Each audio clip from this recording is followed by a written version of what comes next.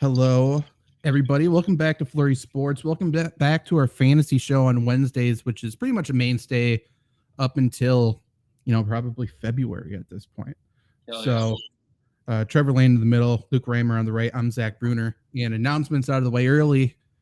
We will be live tomorrow night as well. Also breaking down another division. Today we are breaking down the NFC North. Tomorrow we'll be breaking down the NFC South. What did I say? Yes. I think South.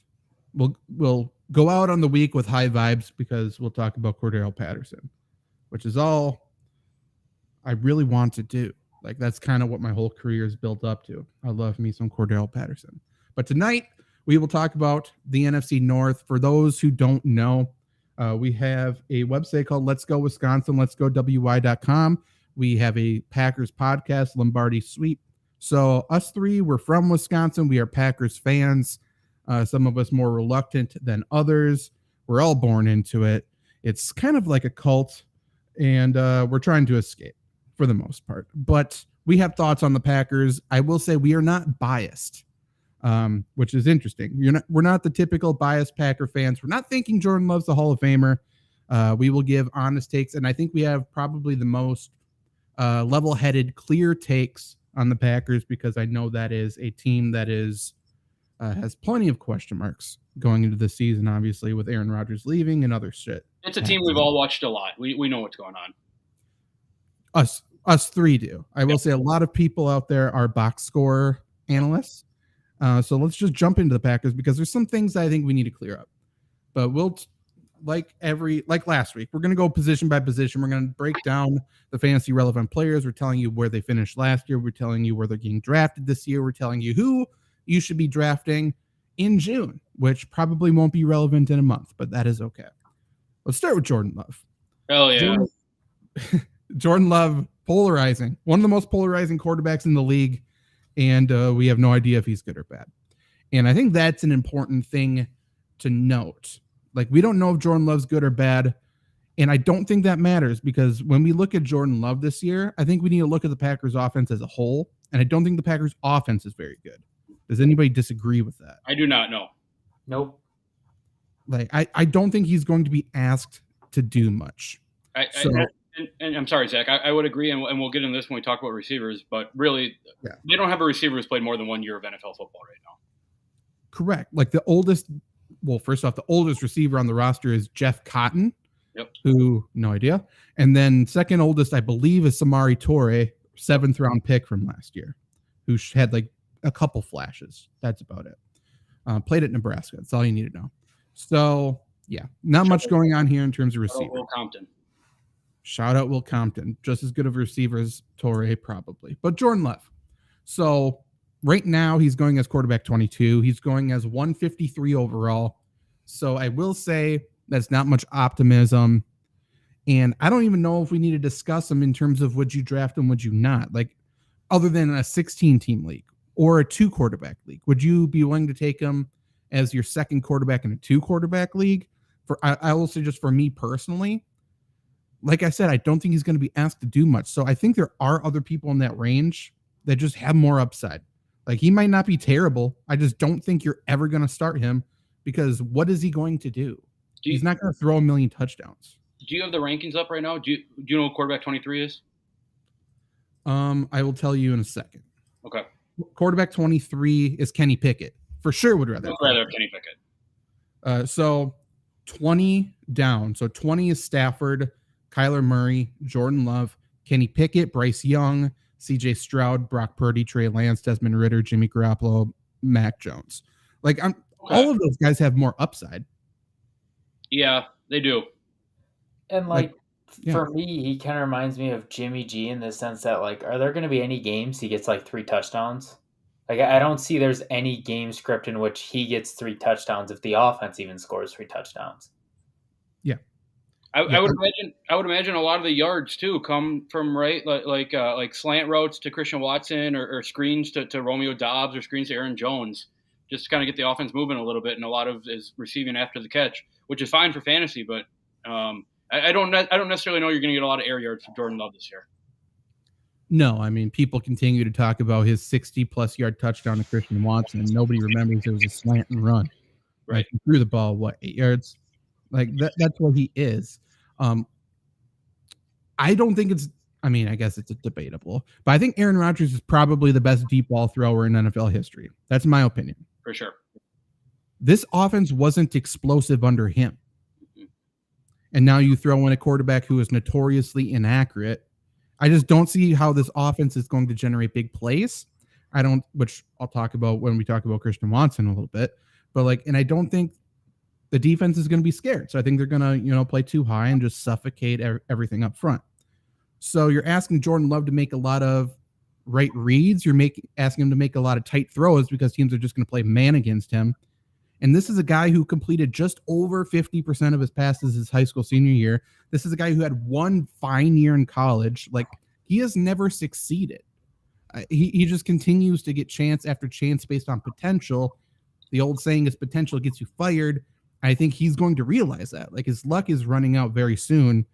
Sure, maybe he'll take the next step. But in high school, all of his success came from running. And at the Packers, he's not going to run. So tell me, what the fuck is Jordan Love going to do that makes him appealing for fantasy? Well, on top of all that, let's even throw all that aside. This offensive line isn't good. We've talked about this. They're not that good. I don't care where they're ranked. So teams will probably get pressure even sitting back in man 2 shell. So it's already bad enough. And we talked about nobody blitzes Aaron Rodgers because they know he's going to pick them apart. They will blitz Jordan Love. So they don't have an offensive line. They can sit back in 2 shell and they can blitz. I'm not saying the Packers offense is going to be the worst in the league, but it's definitely not one that tells me that Jordan Love should be owned in any leagues, in my opinion. Well, it goes further than Aaron Rodgers picks defenses apart. People more than Chris Collinsworth should be talking about this. His cadence is a weapon. It's an absolute weapon. For that reason, people don't blitz.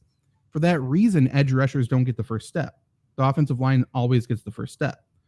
With Jordan Love, even if he's fucking Joe Montana throwing the football, the offensive line's going to get exposed by some decent edge rushers in the division. They play the Steelers, I think, at some point this year. They play the Raiders.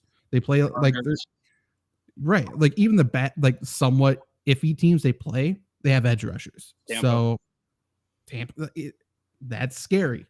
That's scary. And has Jordan Love ever experienced pressure? No. I don't know. I don't think the Mountain West edge rushers are too scary. Sorry. It is what it is. And you look at his NFL starts, he also didn't see much pressure. So whatever. All that to say is I don't think I'm drafting Jordan Love. Yeah. My verdict on this is, and of course, living here in Green Bay, I'm in a league with a bunch of, Packer fans. I assume some of our audience is probably Packer fans. Let those Packer fans draft Jordan Love. Don't draft Jordan Love. Yeah. In Dynasty, I don't love his value there. There's just his ceiling forever is not that great. But then we set the stage for the entire Packers offense. Let's move on to the running backs. The Packers want to run the football early and often. They need to run the football for this offense to be any kind of successful. That takes pressure off of both Jordan Love and the offensive line because they'll slow down edge rushers. Aaron Jones, we know, is a certified stud. Yep. He is getting drafted as running back 15. That's 40th overall. Last year, he finished as RB9, running back 12 on a per game basis in PPR. He battled some injuries. He battled play calling more than anything, probably. And then I'm just going to mention all of A.J. Dillon's information as well, because we can talk about these two as a twosome. A.J. Dillon is getting drafted as RB31. So a lot later, 87 overall. He finished as RB26 last year. What do you make of these two running backs? Is there one you like more than the other in terms of value? I think, it's hard for me not to say that I like Aaron Jones more, right? Aaron Jones is a better player. Aaron Jones does more with the ball in his hands. He scores more. He has the ball more. I think that solely alone leads me to wanting, if I had to pick between the two, obviously Aaron Jones. And I don't necessarily think that 40 is a bad draft spot for him. As we alluded to with Jordan Love, there's not much excitement passing the ball from Jordan Love, right? And I know Matt LaFleur, he always wants to run the ball. During the owners' meetings, he said temper the expectations on Jordan Love, unless it's gamemanship, which I don't think Matt LaFleur has much of. I think that means that the Packers want to run the ball 75% of the time, right? Between the 75% of the time, I would guess, based on what we saw last year, I hope it's not a 60-40 split, but maybe it is a 60-40 split. If I'm the Packers, I'm running 75-25% split with Aaron Jones, A.J. Dillon. I think in order for this Packers offense to move, Aaron Jones has to have the ball. Yeah, I have no faith in this play calling. With that being said, I'd still go Aaron Jones because I think that's a good place for him. He should be going way higher. He should be way better, but that's not going to change. I'm not sold on Dillon at all. I'm sold on Jones at least a little bit in the pass catching realm. Jones kind of reminds me of, we talked about George Kittle last week. Don't reach for him, but if he falls to you, take him where he is.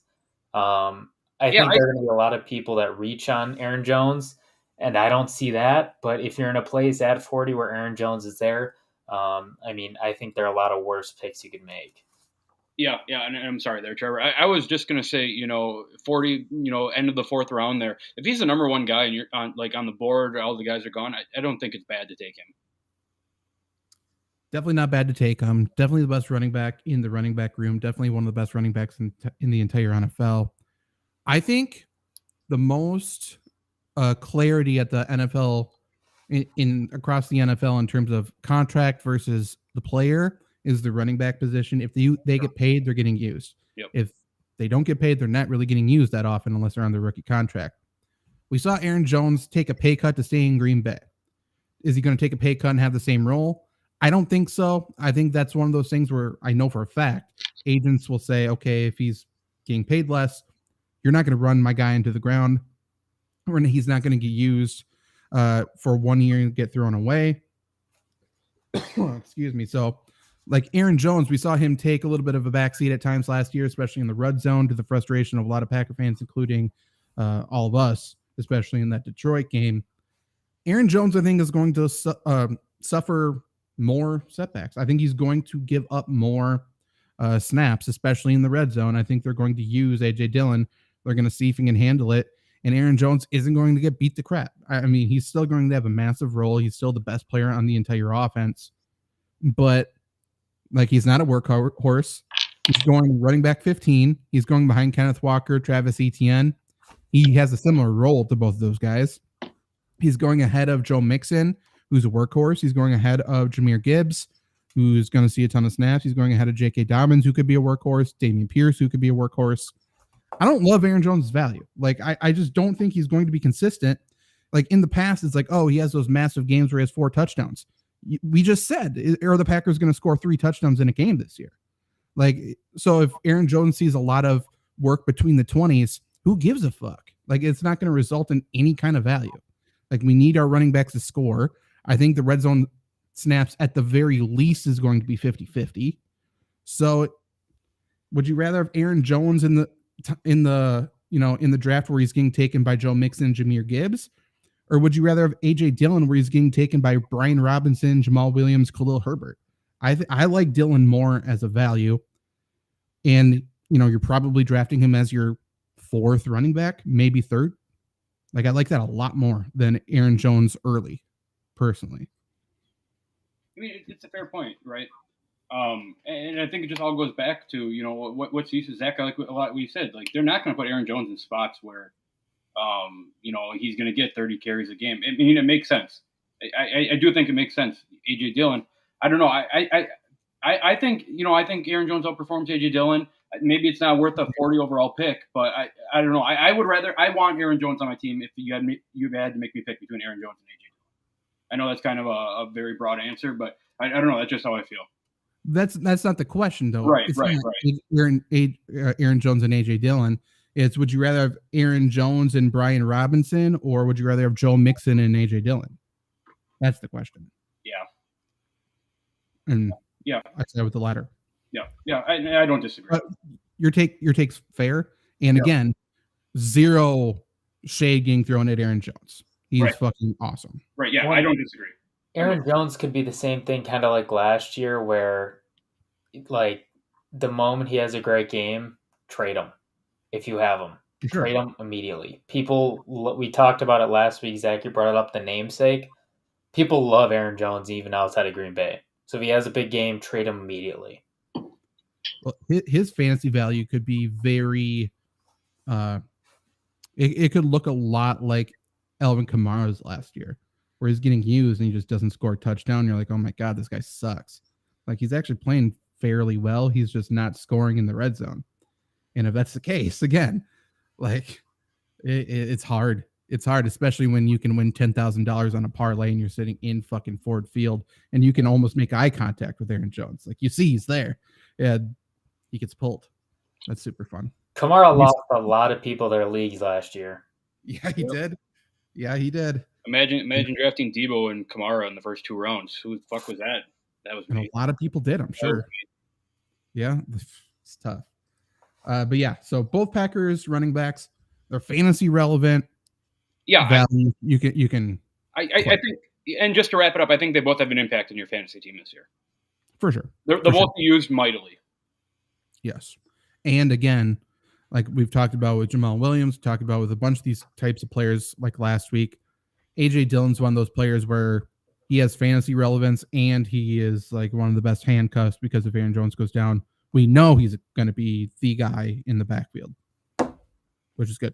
Yep. Now the wide receivers. So Christian Watson currently is getting picked as wide receiver 25 overall in PPR leagues, 56 overall. Last season, he finished as wide receiver 41. I think he missed a couple games. And then after that, the other wide receivers really aren't getting taken. Romeo Doubs is going as wide receiver 60, which is 148 overall. Jaden Reed, the rookie, is going as wide receiver 85, 235 overall. So Christian Watson, you hear some Packers owners on Twitter talk about he could be Randy Moss. What do you guys think? Well, like, wide receiver 25? I don't think that he's going to be Randy Moss. Yeah, we don't need to debate that. Yeah. I think, this can kind of circle, and Zach, you had alluded to it when we were talking about Jordan Love. I think it can, circle back to Jordan Love. Christian Watson goes as far as Jordan Love takes him. How far is that? Probably not very far. I would imagine, just based off of last year, LaFleur already has plays schemed up for Christian Watson to get him the ball, which I like, for fantasy purposes. Does that mean that I like Christian Watson for, 7 receptions for 100 yards and a touchdown every game? Fuck no.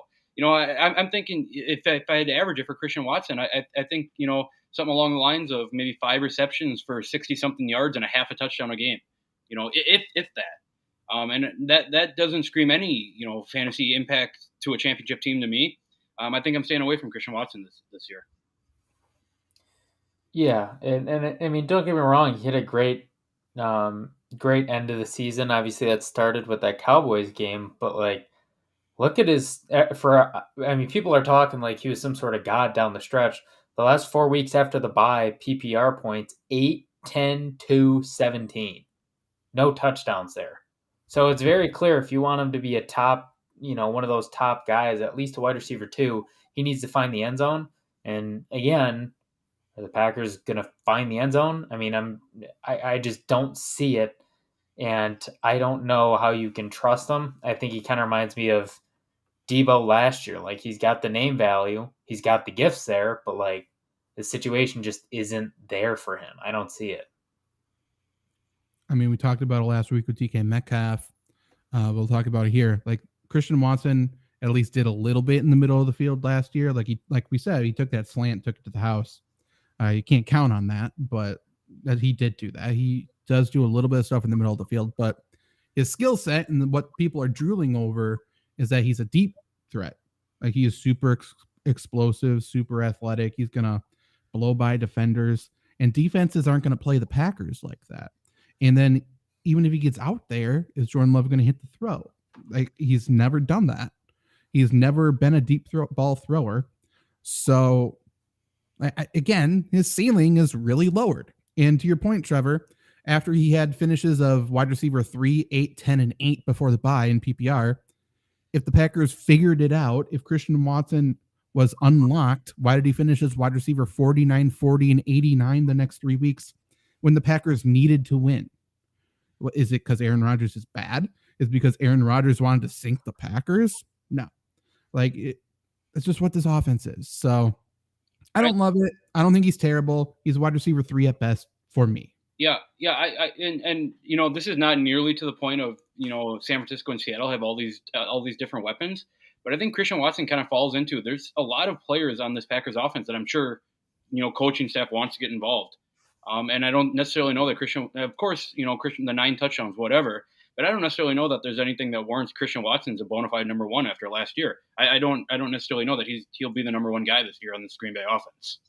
Well, and I mean, we'll get to it too, but like the Packers didn't have any tight ends last year. Now they at least have Musgrave. They at least have Kraft. I mean, how good they'll be, I don't know, but less touchdowns to go around, more mouths to feed. It doesn't add up. And by the way, Luke Musgrave is what people think Christian Watson is. Yep. Like Luke Musgrave is the matchup nightmare, the super athletic, big fucking target. Like he's the guy who's going to reap those rewards. But like Christian Watson, his peak, what people think he could become, I think is Mike Evans. He's getting taken how many spots?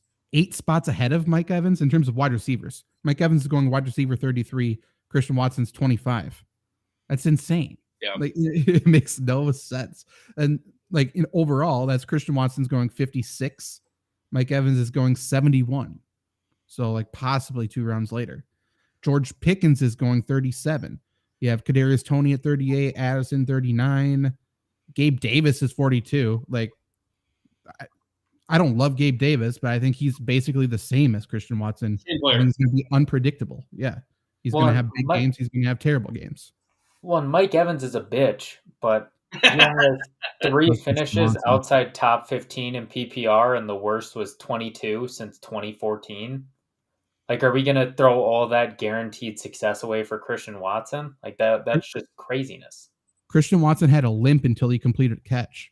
Talk about a bitch. Like he is a fucking has a boo-boo all the time. And if he starts playing bad, if the offense starts playing bad, Christian Watson's going to be hurt. Really hurt? I don't know. He's not going to be injured, but he's going to be hurt. Yeah, to me, Christian Watson succeeds in a good offense. He sucks in a bad offense. For sure. Yeah. For sure. And we saw that down the stretch last year. Yep. Zach Espinoza in the chat, Packers will be the worst NFC North, and it'll be because of that horrible offense. Probably. I'm starting to think that. I'm starting to believe in the defense, even though Joe Barry's the defensive coordinator. Bears are dog shit. Bears will come in last. I think the Bears and the Packers are going to be going down the wire at 5 and 12. I think it's going to be very close. I think BK decides that. Dog shit. I agree. I think the Packers are too. Neither are very good. But we'll talk about the Bears in a second. In terms of value, I think we all agree Romeo Doubs is probably the best value out of the wide receivers. 100%. And yeah, going wide receiver 60. Yeah. I think he's more skilled than Christian Watson. Yep. And he's going to be on the field. So why not? Yep. Why not? So go with him there. Tight ends. So we got 2 rookie tight ends. We have nothing to base it off of from last year. Packers really kind of struggled to use their tight ends in the receiving game. Offense is going to have to look a lot different, so we'll see if they can get that involved. They're going to have to. Luke Musgrave, again, he could line up as outside wide receiver if he really wants to. Tight end 37, he's going right now, 289 overall. Athletic freak, suffered a knee injury, but is fully 100%, it looks like, from Oregon State. Football, family, smart kid. I love him. We have no idea if he's going to be good or bad, especially at the tight end position. Athletically, if we want to say Christian Watson's Randy Moss, athletically, like Luke Musgrave could be Jimmy Graham. Like, why not? Like he is just as athletic. Jimmy Graham before, like when he had kneecaps, like not now, or when he was on the Packers for that matter. But like he is massively athletic. Tucker Kraft went in the 3rd round later. I like him as well. Like he is getting absolutely no love because Musgrave went before him. He's going to block just as well as Musgrave. He is a little bit less athletic, but he could be more of a possession guy instead of a receiving vertical guy, which probably fits Jordan Love's skill set better. I I think both are interesting to watch. I think both are going to eat into each other, unfortunately, especially in the rookie year. So I'm probably staying away from both of them.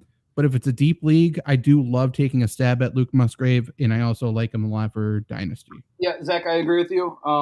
Rookie tight ends are always, basically, a needle in the haystack. But sorry, I just read Zach's comment. But for a deep league, like, we know that Matt LaFleur wants to run 2 tight end sets. We know he wants to run the ball, assuming that he runs the ball. That screams play action to me, play action crossers. These tight ends are going to be on the field. Whether they're used or not, I don't know. But I think that says a lot more than other tight ends in the NFL. The fact that they'll be on the field, I think is a plus. I think it's definitely guys that you need to keep your eye on. I don't necessarily think they're guys that you need to draft. But maybe I guess I'm thinking in dynasty terms. I love Luke Musgrave for a taxi spot. I even love Tucker Kraft for a taxi spot. Redraft, I don't love drafting him, but kind of get a look for first couple of games, and then kind of set your eyes on those tight ends. Well, and I didn't write the articles, but all you need to know about Luke Musgrave is we love him, and look at Zach, your article about 2022 draft, the guys the Packers could have drafted. That kind of speaks to our track record. He's an athletic freak. That's pretty much all you need. So I love him a lot. I like Kraft too. To your point, they're going to eat into each other. Definitely, you're not going to be drafting either of these guys, but I think every league at one point in the season is going to be picking one or both the guys up for a few weeks because they'll have some good weeks. They're just not reliable enough, like you said, Luke, for long-term redraft purposes. And I will just issue a PSA now, so refer to this video in August. When you see somebody named Tyler Davis running with the ones, when you see him being as the second tight end on the field in 2 tight end sets, pay no attention. Unfortunately, it's probably going to stick, but he is ass at football. He's going to be out there to block. Is he a good blocker? No, but I think he might be Brian Gutekunst's. He's got to have some shit on him. Sugar baby? I have no idea what he is. Yeah. Maybe long lost nephew. I have no idea. Maybe he's not like Jerry Jones. Possibly. Less wealthy, less talented, less charismatic. Scumbag. Also a scumbag. Let's go with that. But yeah, Tyler Davis is not going to be fantasy relevant ever. Will he steal snaps and touches? Absolutely. At least snaps. For those who didn't see it, Zach Espinoza, if you weren't a fan of us at 4-12, don't be a fan at 5'11. Spoken like a Browns fan. I think he also says, I think the only success Packers will have is with the RPO, and agreed somewhat. I don't think it's going to be a true RPO. I think it's just going to be stuff that is designed to look the same. I don't think Jordan Love can read the defense that well. I think it's going to be a lot of the same looks, like 5-6 plays look coming out of the same formation, same motion, same everything. But you would imagine it's a really simplified offense this year. And we'll talk about this on Lombardi Sleep during the season. But it's got to be a very simplified offense. Tyler Davis wants to be Dan Arnold. Sure. We could see a Packers offense where they pass 3 times in a row to start a drive, complete all 3 passes, and then still get off the field in 4th down. Yeah. I think that's the offense it's going to be. It's going to look like Saints at the end of Drew Brees' career, except less racist. So in terms of best value on the Packers and sleeper, my pick for the best value currently on the Packers is Romeo Doubs. I think going wide receiver 60, 148 overall. I think he has just as high of a ceiling as Christian Watson this year. So if you're getting him for free or picking him up after the draft, I like it. Yep, I agree, Zach. Not much to add. I will say, don't draft Packers kicker. Dude's not very good at kicking. Nobody's Anders Carlson. Holy fuck. About that anymore. It makes no sense. It's insane. I dislocated my hip kicking an extra point one time, for story time, and I trust myself more. Yeah. I think I could get out there and do it. I got one good kick in me left. Go ahead. I'm sorry. I was moving on. So. Oh yeah, I will say, For the draft, if you need a week 1 defense, I don't hate Packers week 1 defense against the Bears. Yeah. If it makes you draft a defense is what I'm saying. I don't trust them against the Bears. I mean, I'm not drafting the fucking Packers defense. Yeah, absolutely. Against the Bears. The Bears are horrible, guys. Let's talk about the Bears. So are the Packers. Yeah, correct. Justin Fields. Okay, Luke, what's the one thing Packers will never, ever, ever, ever, ever do on defense? Be good against a rushing quarterback? Or stop the run at all. Okay, let's talk about Justin Fields. Yeah, that's fine, though. Rushing yards don't count against the defense. Okay. I mean, touchdowns do when he runs into the end zone. No, the Bears are not good enough to get 80 yards down the field. I don't know. They did like 2 years ago. They did last year in Chicago. No, I'm not worried. Justin Fields currently going as quarterback 7, 51 overall. Finished as quarterback 6 last year, quarterback 5 on a per game basis. During weeks 6 through 16, he had no games under 19 fantasy points. I like Justin Fields. Rushing obviously raises his floor a shit ton. I think he's going to have to pass or at least be slightly better passing the football this year. I think he had 17 passing touchdowns last year, which is nothing. And going 51 overall, I don't think that's a spot where I'm ever going to draft a quarterback, but I can't argue against it. I think that's actually a decent value for him. Sure. Yeah, I don't disagree. I sure as hell not reaching for him in a 3rd, 4th round or anything like that. Sure, the upside's there with the rushing. I think the rushing kind of in the passing. I don't want to say they wash each other, but I mean I don't know how much better Justin Fields rushing plus passing is than say I don't know any other good quarterbacks passing. I don't love Justin Fields at quarterback 7. I'd be drafting him like quarterback 10, I think. But in terms of just at the spot in the draft, would you rather draft Justin Fields or Christian Watson? Fields, 100%. I think, yeah. I don't hate his value. I agree. I don't think I'm taking quarterback there, but I don't hate the value. Yeah. I'm trying to think of an argument against it. I can't. Yeah, I love Justin Fields at quarterback. I think what he does with his legs is incredible, especially in that scheme. The only thing that scares me a little bit is just the team themselves. They nearly killed him in that Atlanta game, and that was week 11. That scares me. He's a great runner, but they rely on it so much that his legs are going to give out if they do that again. There's no doubt in my mind. So I like him a lot, but if at the first 4 weeks of the season, if he's putting up, 13, 15 carries again, I'm trading him before the bottom falls out of that ride. I mean, 2nd year in the NFL, and he was already on a pitch count in practice, which was needed. That was smart to do, but boy, that's not going to last. To your point, I'm in between both of you. I don't think Justin Fields is a good quarterback, but I think he's good for fantasy. I don't trust his arm whatsoever, and I do think the Bears' offensive line's better this year. I don't think they're good, but I think they're definitely better. I think he's not going to get his head taken off. And I think just the threat of DJ Moore on the outside is good. I think that limits what defenses can do against Justin Fields. And I mean, 2 legitimate tight ends. They got Robert Tonyan there now. I don't think Robert Tonyan's that good, but he's not a scrub. Yeah. No. And this is ignorance on my part. I should know this, but who's offense coordinator? Who's calling plays for the Bears? Getsy, Luke Getsy, okay. Packers former. Yep. Okay. Yeah, and I mean, you could see last year. I bet the Bears in the offseason to have the lowest scoring offense, and I looked very good during the first 4 weeks. And I also said the Bears have the worst coaching staff in the entire NFL, and they proved me wrong. They made a switch. They changed their offense completely after the first month of the season, and it worked. To your point, Trevor, I don't think it's going to work long term, but it worked for them last year, and they can do the same thing this year. Why wouldn't they? Yeah. Fine. I'm sorry. I after the Super Bowl last year, I got into. I found myself on Bears Twitter, and Bears fans are pissed that Matt Nagy won the Super Bowl. Matt Nagy. I don't know who needs to hear this, but as I've been saying the entire time, Matt Nagy's a very, very, very good football coach. Mm-hmm. Not good head coach, but he's a very good football coach. He did a lot with Mitch the bitch.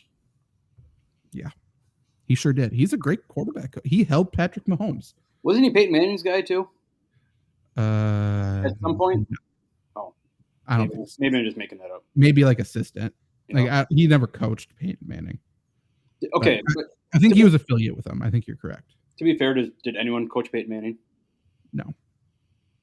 Absolutely not. Okay.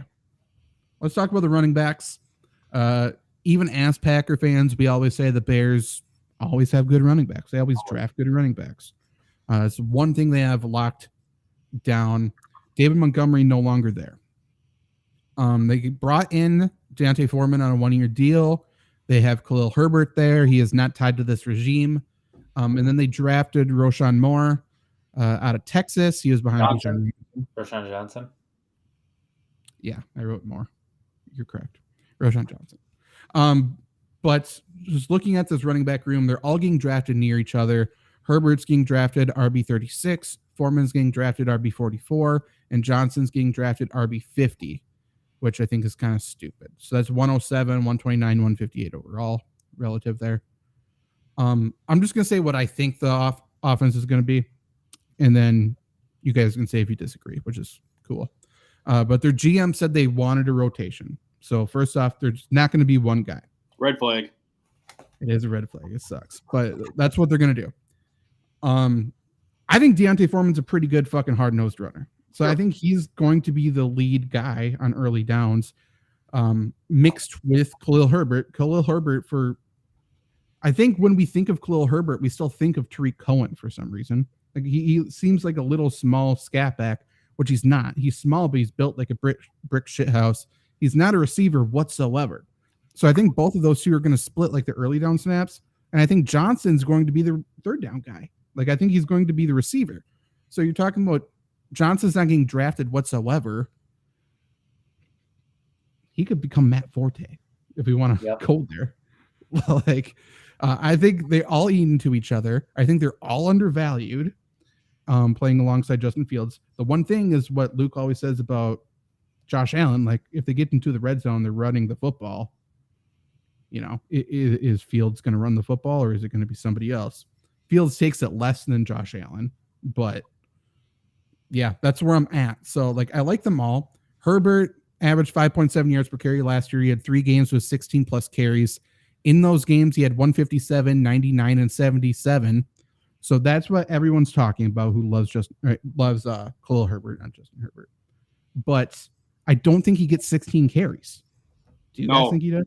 No. And I don't see a reason why they would give him 16 carries. I think he's gone. I think he's the most expendable because they're not tied to him. He's the only person in that running back room that this general manager did not bring in. And we've talked about it in the past. And obviously, my mind's still in Dynasty here. Love Roshan Johnson for Dynasty. I assume probably a lot of people, I guess maybe startup Dynasty leagues aren't out yet. Roshan Johnson definitely one to keep your eye on. But Zach, I'm kind of with you. Like these running backs are all kind of muddled together for redraft. They say they want a rotation. That, like I said, that should raise a red flag for anyone who has any idea of how fantasy football works. I guess D'Onta Foreman's fine, but I don't think he's anything better than fine. Fair. Yeah, and for me, I think the biggest thing is Roshan Johnson played special teams in college. So, I mean, everybody's saying, well, it's him or Travis Homer.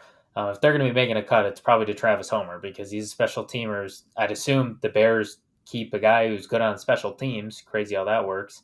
I like him, what he does, obviously passing down guy. And we've talked about it before, too. Foreman, is he a 1-year deal? Yeah.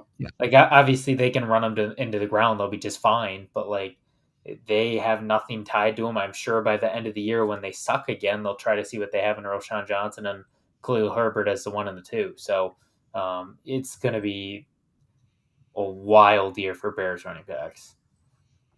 And I do think they keep 4, and Johnson's obviously safe. But Travis Homer has to compete with Tristan Ebner from Baylor, who's also good on special teams. So, yeah, to your point, what did they do? Homer provides a similar skill set to Johnson. Johnson's younger, better, cheaper. So, yeah, that's how that's going to go. They also have a fullback, so they might keep 5 running backs, I guess. Montgomery last year, he missed 1 game. He had 5 rushing touchdowns, 1 receiving touchdown. And that's because the offense wasn't very good. That's kind of what we're talking about with the Packers. Like, if the offense isn't very good, they're going to be in scoring position less often. And I think the Bears get better, but I still don't think their offensive line's good enough to be bullies up front.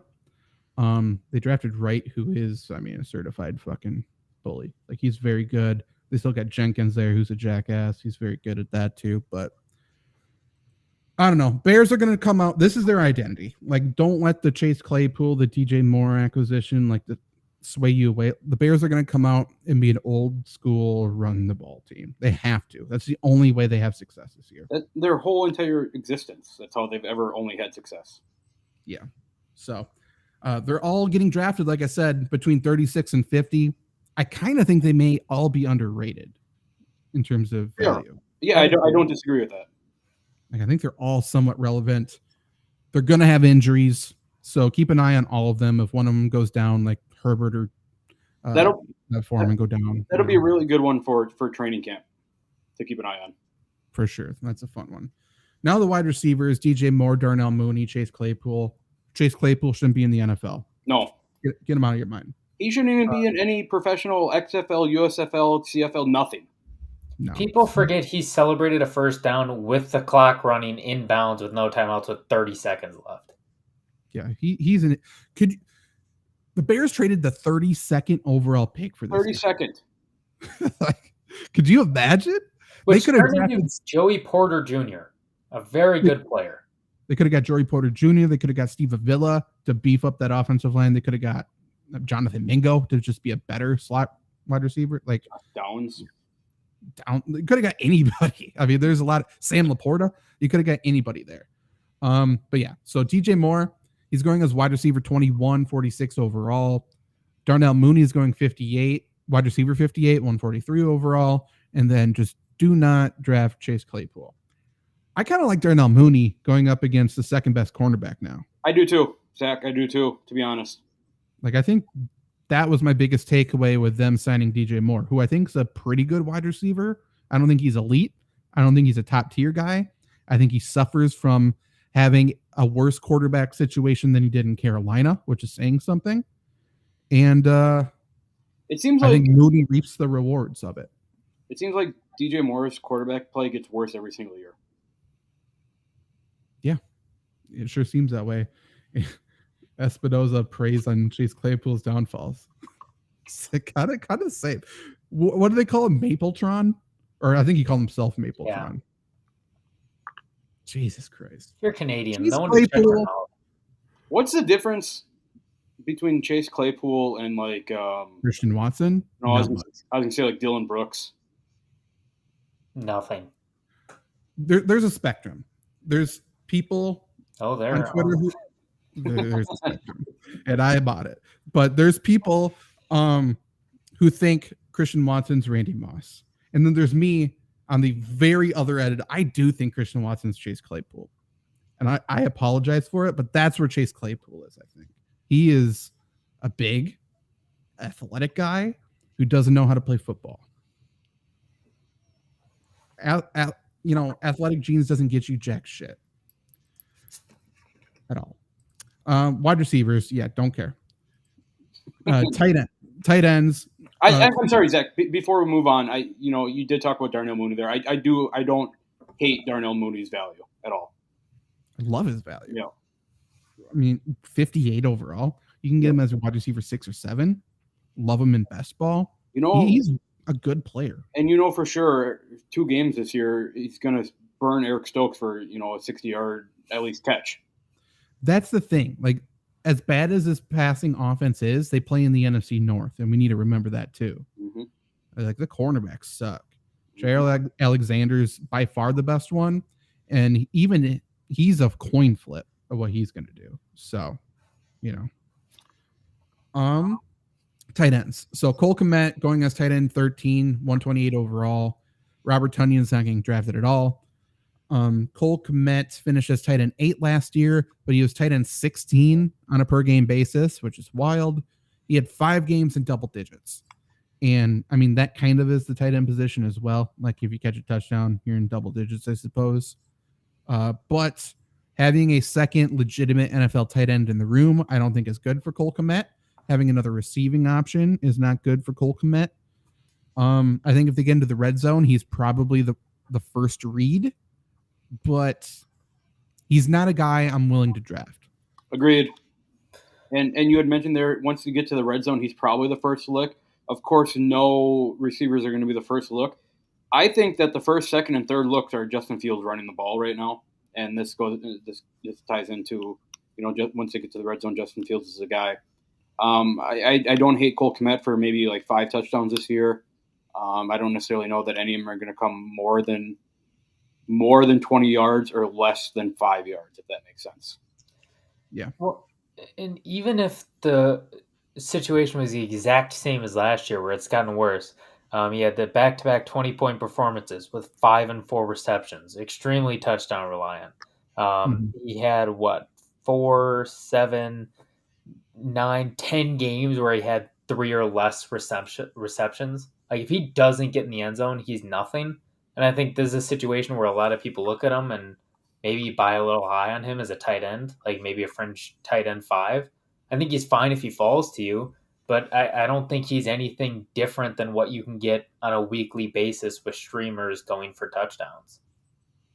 All of the offensive coaches getting head coaching jobs usually come from teams that utilize the tight end, because teams that utilize the tight end well are good teams. So I say that, bring that up to say, tight end value is going to continue to go up. We just went from a tight end heavy draft. Tight ends are going to start to get paid. You don't need to settle for Cole Kmet anymore. It's okay. I think he's a very good player in a terrible situation. You no longer need to go for it. Like Logan Thomas is what, tight end fucking 40? Like take him. He's fine. Right. But Luke Musgrave, who just says tight end 37, infinitely better than Cole Kmet right now. So just do that. Yeah, so in terms of sleeper, best value pick, I think they're different for me in this one. I think the best value pick is Darnell Mooney at 143. Agreed. I'm not willing to say he's a sleeper, even though 143 is very late, but I'll say Roschon Johnson's my favorite sleeper. Yep, I'm with you. Sorry to not bring excitement, but I'm with you on that.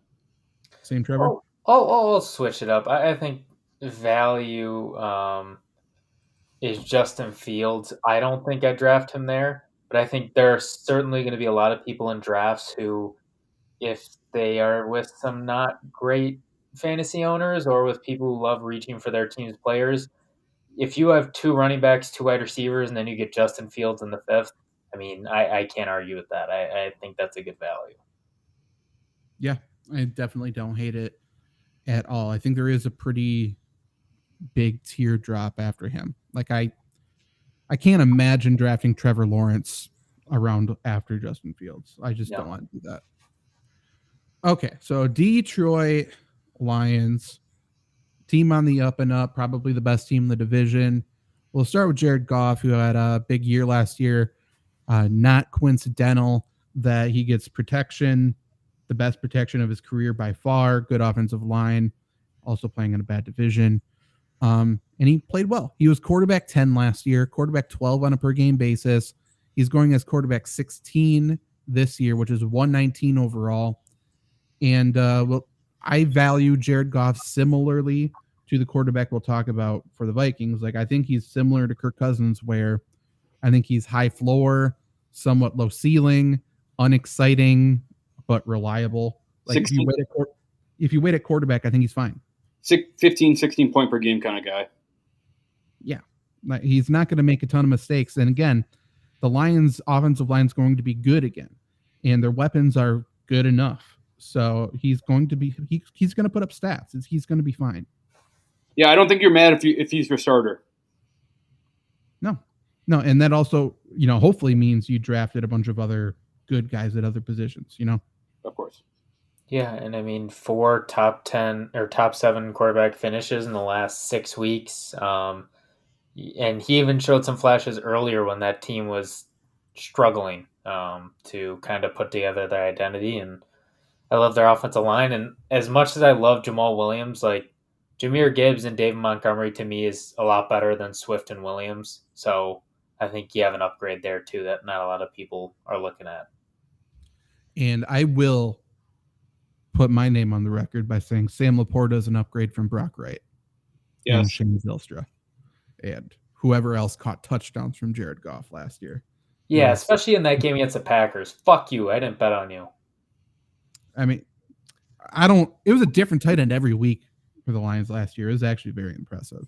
So, who's Zylstra's brother that I bet on? I forget his name. Brandon Zylstra. Fuck that guy. Mm-hmm. Mm-hmm. The lesser known Zylstra, which is saying something. Yeah, so Jared Goff, fine. Running backs now. So you just said Jamal Williams, DeAndre Swift out the door. Jamal Williams finished as RB13. DeAndre Swift finished as RB21. We're talking PPR. So clearly two very valuable positions in fantasy football are vacant. They brought over David Montgomery from the Bears, who's a very, very, very good running back who I don't think has gotten enough respect since he's been playing on shitty-ass teams. And then Jahmyr Gibbs, they drafted in the first round, who is more than a running back. He's going to be split out. He's going to be doing all kinds of shit. So right now, Jahmyr Gibbs is going as RB17, which is 45 overall. David Montgomery is going as RB27, which is 75 overall. Again, 17 is the earliest. Running back 17 is the earliest one of these two is going. And the worst one of the two running backs finished last year is 21. So that, to me, just screams these guys are undervalued right now. Yeah, I agree.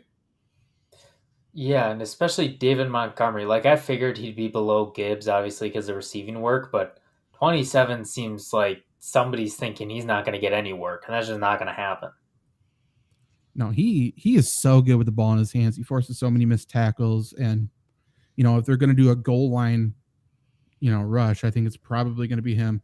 27, that is behind the likes of Cam Akers, James Conner, Rashad White, Javonte Williams, and then it's him, just ahead of Isaiah Pacheco, Alexander Madison, James Cook, AJ Dillon. So yeah, like I understand he's kind of in that tier, but he definitely needs to be closer to like where DeAndre Swift is now, which is 20th, I think. Is that your dad, Luke? Saying they all suck? Yeah, what up, Dad? Fair enough. But like, what's your thoughts, I guess, on the running back?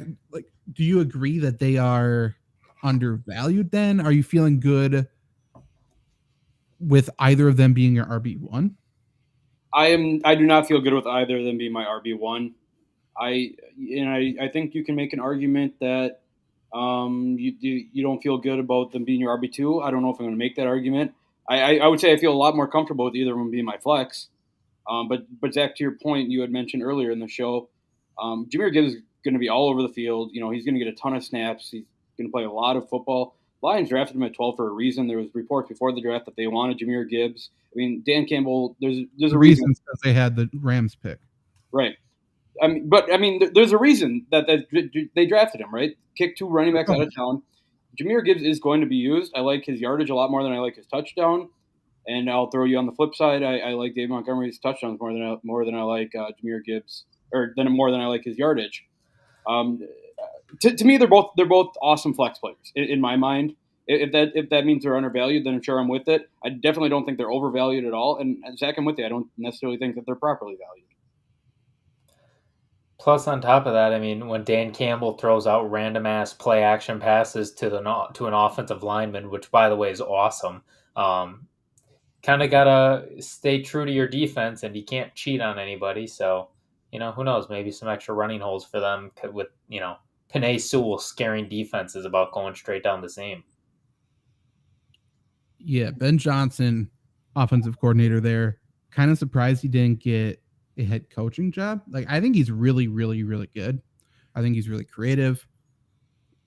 It's interesting. So, fantasy community, obviously, if there's a strong take, then all of a sudden the other take's going to come in strong. Like, it always balances each other out because people are trying to get their name out there. initially Jahmyr Gibbs, fucking rock star. After he was drafted, perfect spot. He is so good, blah, blah, blah, blah, blah. Now the tide currently is that I can't wait to see people draft Jahmyr Gibbs because he's just going to be overvalued. It's such a heavy committee, blah, blah, blah, blah. He's a playmaker. I don't hate him as my RB1. I really don't. I think he's going to see a ton of looks. Like he's going to get carries, and then especially with Jameson Williams out, we'll talk about him in a second, out for 6 weeks. I think he's going to get a lot of snaps in the slot. I think he's going to get a lot of manufactured touches. And again, talking about value. So if he's my RB1, that means I probably drafted 2 good wide receivers, a good tight end, and then he's my RB1. In reality, they're probably both RB2s, but I don't hate it. Like, I think they're both going to be good, and I think they're both going to be on the field a lot together. To your point, I mean, all that really matters with some of the running backs we're seeing is being on the field. I mean, we saw that with Ezekiel Elliott when Tony Pollard took over. He couldn't get on the field. Aaron Jones, when he's not on the field. I don't know if I'd go all that far to say I'd be fine with him on my RB1, but I think there's definitely a route where after the first few weeks, to your point with Williams out, I think he could go ballistic early, and you can, if you don't like him in an RB1, you might be able to trade him for a RB1 who's struggling early. Well, look around the division. Which defense are you afraid of running against? Not the Packers. No. And then you throw in the offensive line for the Lions. Like, and they're going to be able to move bodies against everybody, especially if Frank Ragnow's healthy. Like, I'm not sure what he was playing with last year. He basically broke his foot. And he was playing with that. So I like it. And this is still a team that's set up with the run. And it's a team that you get into the red zone. Like, who are they going to look for? They're going to run the football over and over and over or pass to them. Eventually, Sam Laporta could be that red zone guy. But until then, like, these running backs are going to get a lot of looks in a lot of really valuable situations. So I'm cool with it. And one of the reasons why people are discounting Gibbs is because of Craig Reynolds. People are like, oh, they really love this Craig Reynolds guy. Don't tell me. I love Craig Reynolds, but he's not as good as the other 2 guys. And, they're going to, whatever. Just shut the fuck up. Like, don't be a Craig Reynolds is going to steal snaps guy. No. I'm kind of hoping Hard Knocks doesn't go to Detroit again, even though that'd be awesome, only because if Hard Knocks goes there, Jahmyr Gibbs' value will skyrocket. Maybe. It's going to be weird. They can't do it again. Go to the fucking Jets, NFL. Everybody make them do it. Like, don't be nice about it. Apparently, and my respect for Jared Goff, unfortunately, is going up. Because where it should be. No. I still don't think he's a good player. That's my quarterback. Why? Apparently, like, he made it very clear that he wasn't going to do shit for Hard Knocks last year because he hated him so much when he was with the Rams. So I'm like, okay, that's cool. Except for when he did that charity scene. So I like it. Maybe he is a Dan Campbell guy. I don't know. I'm starting to come around a little bit. But yeah, this team's good. Wide receivers, again, Jameson Williams is suspended for the first 6 weeks. Then it's Amon-Ra St. Brown, and it is Marvin Jones. First thing I'll just say with Jameson Williams, Lions have a week 9 bye. So you are going to be without him for the 7 of the first 9 weeks. It's up to you for preference, I guess, personal preference. I never take people like that. Like, I just can't do it. A lot of leagues will have IR eligibility for your suspended players, so that helps out a lot, obviously. But even still, people are talking up a guy who hasn't done anything in the NFL yet. So I don't love that. He is currently going as RB or wide receiver 49, 111 overall. Amon-Ra St. Brown's going as wide receiver 9, which is 16 overall. And then Marvin Jones is getting undrafted. So I wonder who we are going to like for value most here.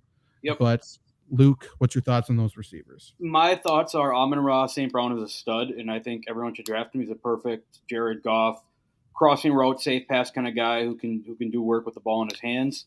I hate Jameson Williams with Jared Goff. As much as I love Jameson Williams and Jared Goff, Jared Goff does not throw the ball deep. I love Jameson Williams with Hendon Hooker in 2 years from now.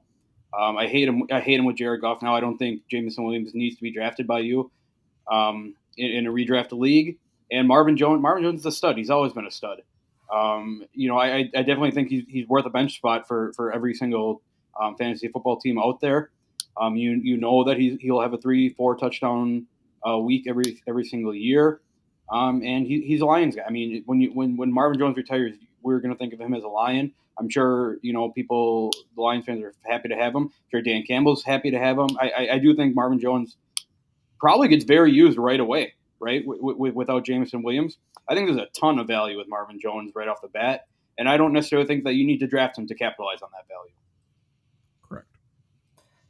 I mean, Trevor's deep dive of the day is going to be in Jameson Williams. Each time he has touched the ball, it has gone for at least 40 yards. But that's also extremely concerning because that is 1 catch and 1 carry on 9 targets. I understand they were slowing him back from a pretty bad knee injury. That's still way too low usage for me. He's not going to be there 7 of 9 weeks. Usually guys you hold on to for a playoff run, that doesn't work out in my experience and many others. I don't see a point in drafting him.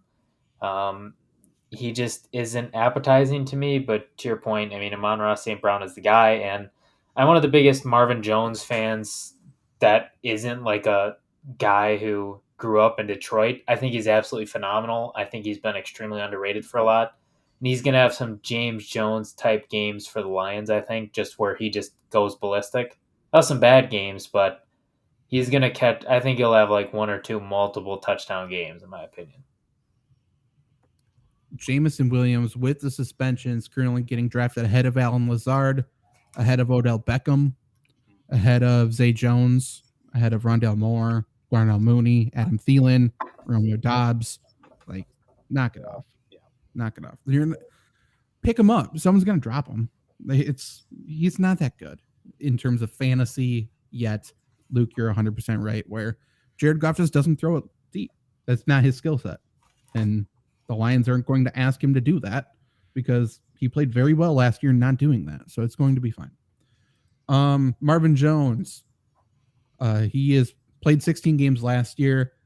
In every single other season where he played at least 16 games prior to year 2, I guess, like he has had at least 800 yards. Even last year where he didn't play that big of a role on Jacksonville, he had 529 yards.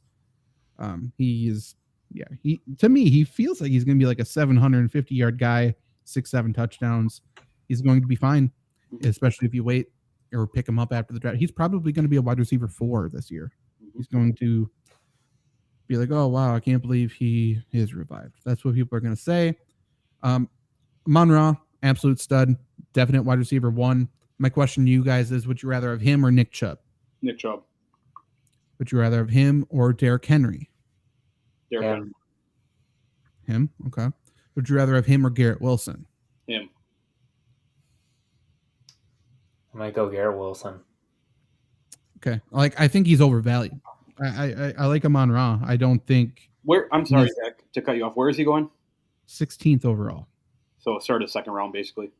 Yeah, that's very high. Yeah. It's a little too high for me. In terms of his finishes last year, he had a lot of 30s, 20s. And again, this is a team, if they get in the red zone, they're going to run the football. If they don't stop the run, they're going to keep running the football, even in the middle of the field. So I think that lowers his upside a little bit because I don't think he's going to be a touchdown monster. You would be much more comfortable drafting him at the start of the 3rd round than the start of the 2nd round. Of course. Yeah. Yeah. He's just, again, he's going to be a solid guy. He's got his targets locked in. I think we've seen his peak in terms of fantasy. And I think we're drafting based on him getting better. And I don't think he's going to get better from a fantasy perspective, personally. Tight end, Sam Laporta now steps in. He is currently getting drafted as tight end 23, 180 overall, which means he's pretty much getting undrafted.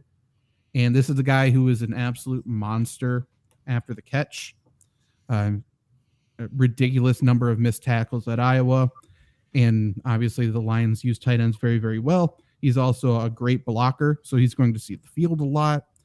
So, and you look at how teams are going to have to play the Lions. Like they're going to have to pile on to stop the run. He's just going to, hit and go out. He's going to be wide open all the time. Sam Laporta is wide open all the time. That means he has the ball in open space, which is where he's the best. So tight end 23, like if I'm taking an upside pick at tight end in the last round, it has to be him. Probably, even in his rookie year. Yeah. I don't disagree. Like, and he's another one. Like I said about Musgrave. Like Laporta is going to be on the field. Dan Campbell obviously was a tight end. He's a tight end guy. You would imagine that Dan Campbell probably had a lot of influence to the Sam Laporta pick, right? I think he already had a plan for him before he drafted him.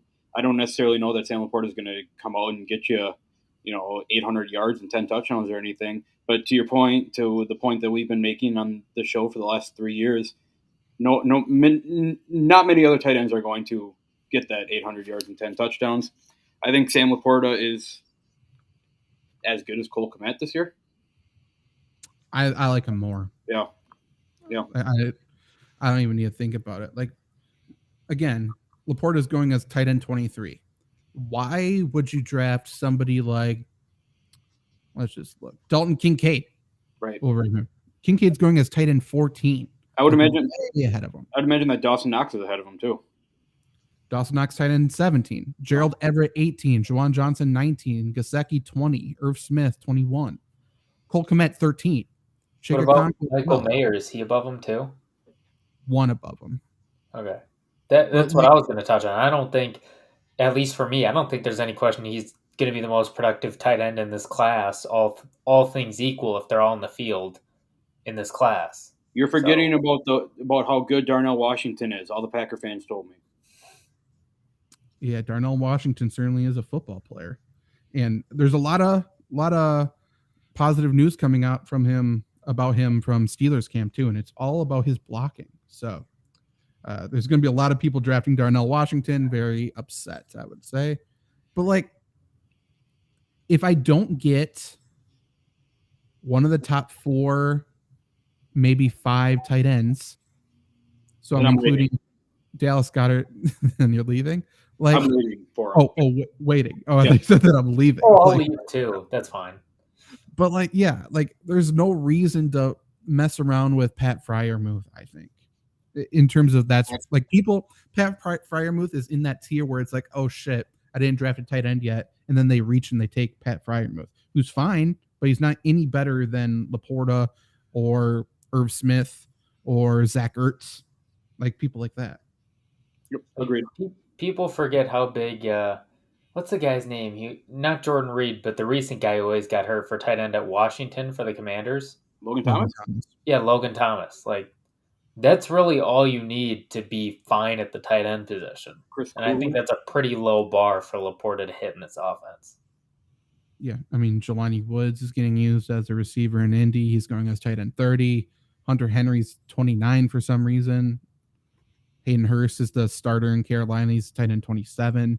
It's tight end value right now is all messed up. And it's going to stay that way because people continue to not know how to grade tight ends. It's baffling to me, but that's fine. Okay, so Lions, sleeper, best value, Marvin Jones. Yep. Although I don't hate Laporta for that either.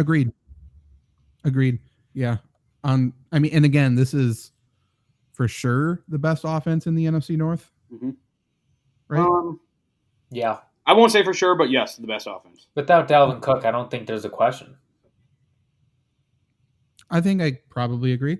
I also think Jared Goff you can make an argument for best value pick too on the Lions.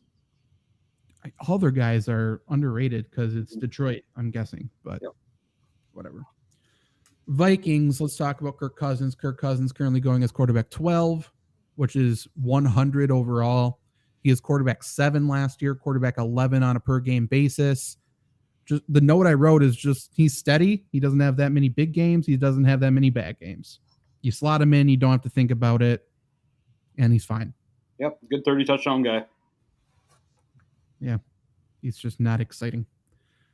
Now, this is what everyone I would assume wants. Never mind. I'm sorry. Would you put him ahead of Jared Goff? Yeah. Yeah, I agree. Just because of I know this offense wants to pass. Yep. So, but the running back situation is what everyone wants to talk about. It seems like it's a situation where they could bring in somebody, but I don't think they have the money to do so. So I think the running back room, as you look at it right now, is probably going to be what it is. So that means Alexander Mattison is the RB1, and he's currently going as RB29 overall, 77 overall. And I think he's going to be a volume guy. I think he's going to be the bell cow. In all but one of his career starts, he has at least 3 receptions. So I think he can be a 3-down guy. He has 90 plus rushing yards in 4 of his 6 NFL starts. Like, I think they really believe in him, and they paid him as well.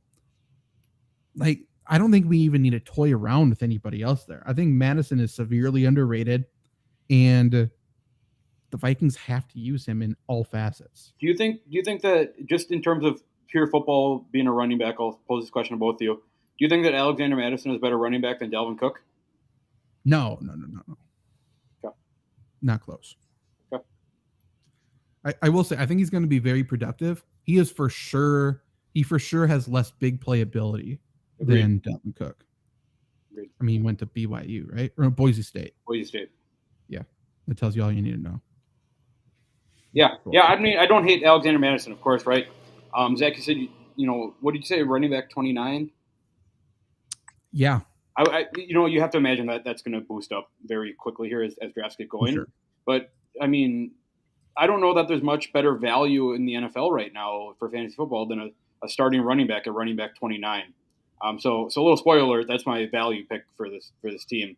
I mean, Alexander Madison is going to be a 3-down back. Is he good enough to get 1,000 yards and 10 touchdowns? I think that's unknown, but I think what is known is that he will be on the field getting those touches. He's going 1 ahead of James Cook. Yeah, that's crazy. That's crazy. It's also crazy if you would have told somebody like last year, like there's a possibility I could run out with 2 running backs in Madison and Jahmyr Gibbs and be fine. And they would check your temperature and see if you were messed up. Mm-hmm. It's a really weird 180 with running backs. Just looking at the running back rankings right now, ADP rankings, like for sure he's going to rise. I feel like he's going to rise to like that J.K. Dobbins area, which would be 18, 19. Yep. And even there, I like him. I agree. I mean, we've seen, like, I love J.K. Dobbins. Do we have any reason to trust him to be consistent and be on the field? No. Like, he just hasn't shown it. Even, I mean, he had 15 points in a quarter, 15 fantasy points in a quarter, and they just never used him again that whole season. I mean, you say that. I agree with you. The counterpoint would be, when's the last time Alexander Mattison has had a full workload? That's fair. Like, so he could break down immediately too. So it is what it is. Like, I do like him more though. I think that this Vikings offense needs a workhorse running back. That's what we've seen from Dalvin Cook the last couple of years. The last couple of years, we told you not to even think about Alexander Mattison if Dalvin Cook is playing, which we were all very right about. That I think that scenario is the same now. Just flip Alexander Mattison and Dalvin Cook, and whoever is going to back up Alexander Mattison, you don't need to have him. Assuming Vikings don't add anybody, would you rather draft Alexander Mattison or Aaron Jones? Ooh, probably Alexander Mattison, I think. It's close. Yeah. Probably Madison, but for some reason, I have a bad feeling Madison's going to get hurt this year, like a bad injury this year. That's how I feel about Aaron Jones, to be honest. Yeah, I think it's fair. And again, Aaron Jones is RB15. So I think that's, says how highly we value Madison. The other running backs there now, the only other one getting drafted is rookie 7th rounder, Dwayne McBride, going as RB74, 291 overall. This is me telling you, in my personal opinion, to not even care about him. I don't think he's the RB2. Yep. I'm not convinced he's the RB3. I think Ty Chandler is interesting. He's got a lot of speed there. Ty Chandler. North Carolina, right? Yep. I like him. And then Kene Nwangu is their kick returner. He has a shit ton of speed. He's for sure on the team. I think one of those guys could be interesting. Neither can be, can carry a bulk role whatsoever. But I think they're interesting lightning to Madison's like thunder role. Yep. Put a gun to my head. I'm going to take Chandler just because I think Minnesota needs Ngannou for kick returning. Yeah, he's for sure locked in there. Like he can't get moved off of that. Yep. And I mean, I don't know how much other people would care about it because it was college, but Dwayne McBride did have fumbling issues. So that's not ideal. No, fumbling issues with a smaller football is never a good thing. Also, obviously, playing against crappy teams. So, yeah, Madison's the only running back I'm caring about. There's going to be word about another running back in training camp. Someone's going to say this guy's emerging as the RB2, and I just don't think we need to care personally, unless they add somebody in there emerging, If money was an issue, it feels like an awesome spot for Kareem Hunt. Right? I can't remember where Kareem Hunt was rumored the other day, and it did not make me feel good. Not Kansas City. They don't like him there. No, and he doesn't like time though. I think my gut, for whatever reason, and I've heard it a little bit, so it's not just gut, but I think Kareem Hunt could go to New England. And tell me how pissed off people would be for that with Ramondre Stevenson there. Like, how would you even... People love Ramondre Stevenson. Good, because fuck Ramondre Stevenson. He kicked Damian Harris out of there. I'm still a Damian Harris truther. And Kareem Hunt kicked that woman in the chest. Yep. So they both kind of fit. Yeah. So running backs doesn't matter. Justin Jefferson's going number 1 overall. Fair. And so there's nothing to talk about Justin Jefferson other than if you pick 1 overall, are you picking him? Are you picking McCaffrey or Cooper Kupp or what? Yeah, I mean, we've had this discussion. I think you can make an argument either way. Probably my bias is going towards a McCaffrey or Cooper Kupp just because I don't want to root for a Minnesota Viking, but that's nothing against Justin Jefferson. Like you're getting a good player if you're taking Justin Jefferson first. Yeah, I'm going McCaffrey, but that's based on personal philosophy. I think you can always find wide receivers. I don't think you can always find running backs. That's fair. Justin Jefferson finished in the top 4 9 times last season. Crazy. It's just stupid. Yeah, it's not like people didn't know. So it's not like this year after such a massive year, people are going to be like, "Oh, we play him now." Like they knew that last year. Those are like Aaron Rodgers Devontae Adams when he had Aaron Rodgers numbers. Yeah. I think there's a legitimate chance he breaks the target record and the reception record this year. I believe reception records. I mean, Michael Thomas has like 180 something, I think, or 160 something. Target record, I think, is Marvin Harrison, just over 200. I think he's gonna push 200 targets though. Why wouldn't he? Yeah. Well, I mean, he had 184 last year. Shit. Yeah, he's so good. Adam Thielen out of town. Adam Thielen. By the way, I didn't say this, but Dalvin Cook was RB11 last year. So if you do think Madison stays healthy, like I don't know why you would rank him lower than 15. Yep, I don't disagree. Thielen, RB or wide receiver 30 last year. Jordan Addison comes in, rookie out of USC, arguably the most NFL ready rookie in this class. Currently going as wide receiver 39, 84 overall. I like that value for him. I'm not sure how much higher I'd put him. Like I think maybe a little bit, but I think he's going to be really solid right away. Yep. I mean, doesn't excite me, but I think he's going to be good. Yeah, I don't see why he doesn't. And maybe I'm wrong on this, but I don't see why he doesn't fulfill that Adam Thielen role very well. Mm-hmm. Agreed. Trevor? Agreed? Yeah. I also have to show my love for UFC receivers. Why? They're fun. Really? Is Juju fun? Juju? Drake London will be good. Maybe. Michael Pittman Jr.? Or no, he's no He was fun for like a game and a half. Pittman Jr. wasn't fun. Yeah, I don't really like Michael Pittman. I just don't like USC. Drake London? Yeah, Drake London will be good. He's not fun though. Yeah, oh yeah. He's Kyle Pitts 2.0. No, come on. No. He's good. He's good at football, but he's not fun. Absolutely not. Mike Williams, original Mike Williams. I like that one, actually. KJ Osborne is going as wide receiver 61, 149 overall. I think he's interesting to watch. I wouldn't draft him, but I think he's interesting to watch just because he's going to have weeks where he's valuable. And if one of the top 2 wide receivers goes down, I think he's talented enough to be viable for fantasy. Yep, I agree. I think KJ Osborne at the very least has to be on your watch list the entire season. I love KJ Osborne. Yeah, good player. And then finally, TJ Hawkinson was stolen from the Lions last year, essentially. Tight end 3, he's going as right now in the ADP, 37 overall. Last year, he was tight end 2, tight end 3 on a per game basis. He didn't really have any real games with Minnesota with under 6 targets. I say real games because he didn't in week 18, which who cares? But you can chalk him up for 6 targets per game. And I think that's extremely valuable at the tight end position. But 37 feels really high. It does. And I think it's a product of that there's no other tight ends and people are reaching. I don't think they need to, though. Like he's going ahead of Keenan Allen, Aaron Jones, Joe Mixon. Like I'm not taking him there. Well, and on top of that, like look at his performances last year.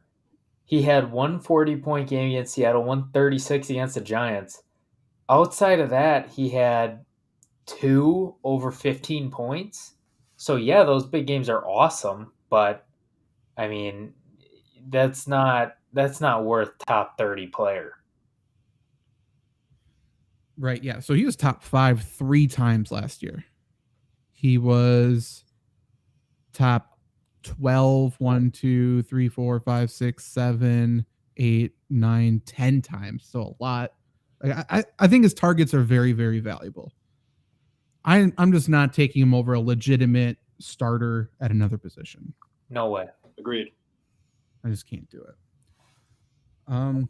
That's it for the Vikings, really. Sleeper, best value. Right now it's Madison, but going forward, I guess maybe I'll say Osborne because I mean Madison has to rise, right? Yeah, I think throw Kirk Cousins in there for best value as well. That's true.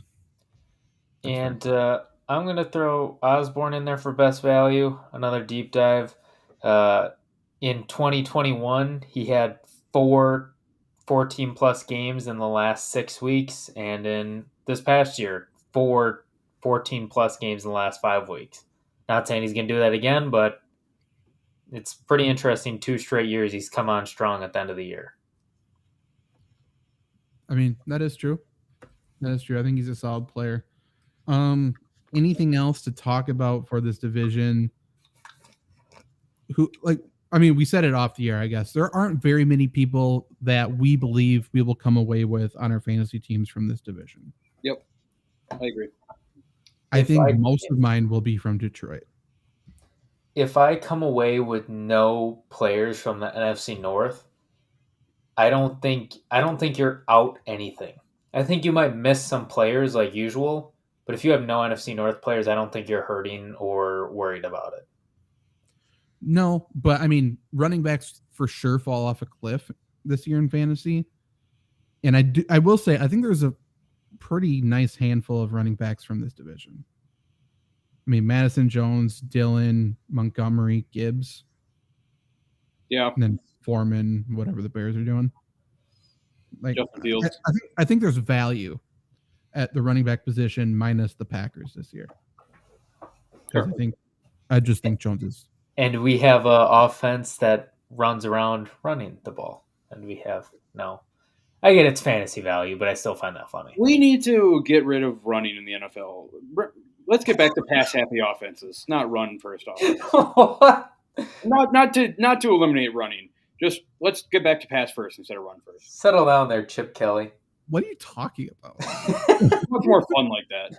Well, who's not a pass first offense? Almost every team. No, there's been a turn where teams are running much more than they were. They were passing much more like early 2010s. I got a counterpoint for that. You know how everybody says, guys can sit around and list nostalgic NFL players for 45 minutes or whatever? half of those players you're going to think of are flash in the pan running backs. That's true. Because they were in a run-heavy offense for like 4 weeks. No. Yeah. Yes. Alfred Morris, Sam Congato. Joseph Adai. Alfred Morris was a good one. Not Joseph Adai. He was around for a while. But yeah. Peyton Hillis. All right, sorry. No, fuck Peyton Hillis. Come on, man. The dude just saved his kid and his niece's life. That barely makes up for him being on the cover of Madden. Dude, he deserved the cover of Madden that year. He did not. 1,100 yards? We can't let Cleveland vote on the Madden cover. We cannot let Cleveland fans vote on that. He's a Bronco to me, so I still consider him a Bronco. He's a Chief to me. Cleveland fans don't get a say. They shouldn't. You missed the shot to say he's a Giant to you. He's an Arkansas nothing to me. Did he didn't play with Darren McFadden, did he, in Arkansas? I don't think so. I mean, maybe there's like slight crossover, but I don't think so. Shout out Darren McFadden. Dude, where is Darren McFadden? I miss him. Bring him back. Run for 800 yards somewhere. We will be back tomorrow breaking down the NFC South. Gross. Talking about some interesting football teams and the Falcons. So stay tuned to that. Falcons win the division. Put the bet in now. Agreed. Check out FlurrySports.org for fantasy content all season long. Obviously, subscribe if you're on YouTube here or follow wherever the hell you are. Also, check out Let's Go Wisconsin, letsgowy.com for all Wisconsin culture shit. Yes, Randy. Let's go. Randy, we'll see you tomorrow. Randy, let us know if you're from USA or somewhere else.